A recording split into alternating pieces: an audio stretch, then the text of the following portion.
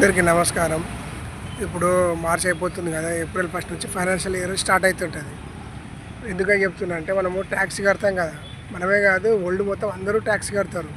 Example చెప్పాలంటే US country, Europe, Russia country, ఇవన్నీ countries ఉన్నాయి కదా, అన్ని కంట్రీస్, ఏషియా కంట్రీస్, అన్ని కంట్రీస్ ట్యాక్స్ కడతారు.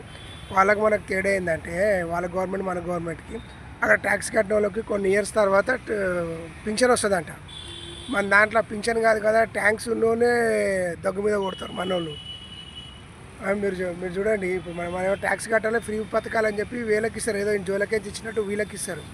ట్యాక్స్ కట్టిన వాళ్ళకి ఏమి ఇయ్యరు. యాక్చువల్ నేను అడిగితే పాన్ కార్డు ఉన్న వాళ్ళకు అన్ని ఫెసిలిటీస్ చేయాలి, కానీ పాన్ కార్డు ఉన్న వాళ్ళకి ఏ ఫెసిలిటీ ఉండదు. రేషన్ కార్డు ఉన్న వాళ్ళకి అన్ని ఫెసిలిటీస్ ఉంటాయి, కాందాని పేదగా 10 మంది పిల్లలు ఉన్న వాళ్ళకి అన్నీ ఉంటాయి, కానీ ట్యాక్స్ కట్టిన వాళ్ళకి ఏమీ ఉండదు. చెప్పాలంటే ఇప్పుడు ఫ్రీ పథకాలు ఉన్నాయి కదా, ఇప్పుడు ఫ్రీ బస్సులు, కళ్యాణ లక్ష్మి, షాదీ ముబారక్, రైతు బంధు, రైతు బీమా, రైతు భరోసా, మళ్ళీ పిఎంఆర్ యోజన, మళ్ళీ పావలా వడ్డీ, మళ్ళీ డ్వాక్రా మహిళ, ఆశా వర్కర్లు, మళ్ళీ ఎన్నెన్నో ఉన్నాయి కదా. ఇవన్నీ మనం ట్యాక్స్ కడితేనే. అది కాదు అసలు మనకు కావాల్సింది. ఏం కావాలి?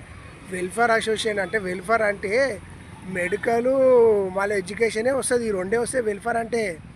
మరి వీళ్ళకి ఎవరు చెప్పారో తెలియదు, కానీ వెల్ఫేర్ దానికి కేటాయించక దానికి కేటాయిస్తారు ఫండ్స్ అంతా. యాక్చువల్లీ దీనికి కేటాయించాలి.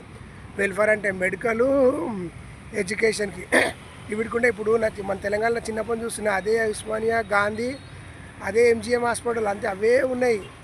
మన జనాల అడగము, వీళ్ళు చెయ్యరు. యాక్చువల్లీ నన్ను అడిగితే మన జనాల తప్ప అసలు అని నేను అనుకుంటున్నా. మరి మీరేమనుకుంటున్నారో మరి.